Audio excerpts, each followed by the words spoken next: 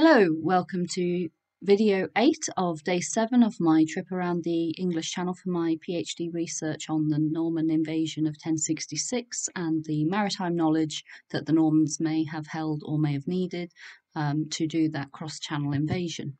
This video covers the crossing from Saint-Valery-sur-Somme in Ponthieu in the 11th century, but in northern France today, to the Pevensey Bay area of Sussex in England. And this is the route that we're told the Norman invasion fleet took either on the 27th or 28th of September 1066. We're told that it's around the Michaelmas Day celebrations, which is the 29th of September.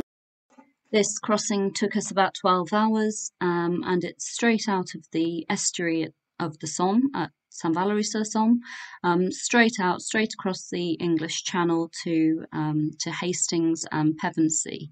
So the route is quite straightforward. And it wasn't too far, really. The crossing that we made on the first night was 17 hours, I think, 17 hours, from Portsmouth to Ouistreham, but around the Dives-sur-Mer area. So had the Norman invasion fleet been planning to cross there, then this crossing would have been considerably shorter for all the people involved in that. We had great conditions for this crossing. It was really good weather and visibility was good. The sea state was slight. We had enough wind to sail once we got out of the estuary. So the next few photos are showing us leaving the Baie de Somme and then crossing the English Channel. We left on high tide, as you probably already established from a previous video, but as you can see, some of the channel markers were still out of the water. So you definitely couldn't take it for granted just because it's high water. The high water wasn't actually that high. So it still took us quite a while to get out of the Somme estuary, but it was quicker than we'd managed on the way in because we had better visibility and we also had a better idea of how the channels worked. So we managed to get out and into the open sea. It was a very straightforward channel crossing. It is just a straight line straight out of the Somme estuary to Pevensey Bay.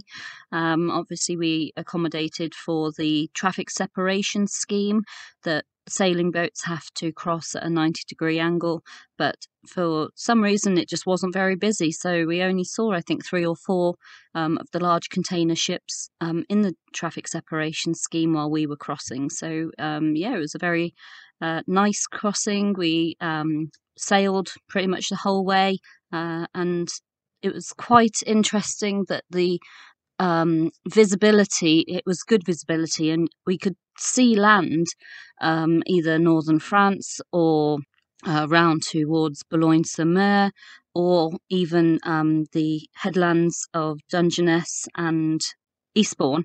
We could see them quite far out, so it wasn't for very long that we were actually out of sight of some sort of land, which was quite interesting actually. Here's a short clip from the action camera I had on the back of the boat of our crossing. So you can see we had good visibility, good conditions for the crossing. So it was ideal really for a daylight crossing. The first one had been at night where we couldn't see anything really, apart from on the digital chart plotter. Whereas this one we had really good visibility, so I could see all around, forwards and backward from where we'd come from. And like I say, I could see the coast sort of following us round, firstly northern France and then up to Boulogne, and then we saw Dungeness and round to Eastbourne, so sort of like a anti-clockwise around the eastern part of the English Channel. So it was pretty much ideal really in terms of that crossing. The coastline has changed significantly in the last 950 years since the Norman invasion, and you can see the high ground at Eastbourne and then again at Hastings, and in the centre is the low-lying Pevensey levels. In the 11th century this was a large tidal bay and marshland, but in the subsequent centuries it's been drained. There's also been a lot of sedimentation and rivers silting up, so this this area is land today, quite considerably far inland. The Pevensey levels reflect this line of where the tidal marsh used to go. And in October 2021, when I wasn't able to visit Normandy, I did the 1066 country walk around this area, where I walked from Pevensey Castle, which would have originally have been on the coast, right the way around to Battle Abbey.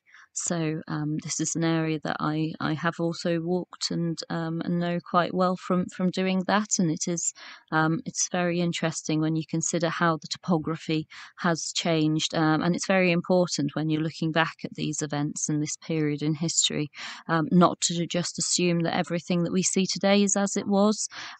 These sort of historic environmental considerations are really fundamental, and really fundamental to how people would have experienced and travelled through and conceptualised these landscapes and seascapes. I've already spoken about Pevensey Bay a little bit in this video, but my final video, the next video, will be on Pevensey Bay on this visit, and also talking about it in the past. And I'll talk a little bit more about that walk I did as well around the area, because I think it is quite relevant. And Battle Abbey, although that's not somewhere that I visited on this trip, I think it makes sense to have that as the end point in this sort of video story of the Norman invasion, because it was at Battle Abbey where the Battle of Hastings took place. Well, I hope you've enjoyed this video, and I will get the next one out as soon as I can. Thank you.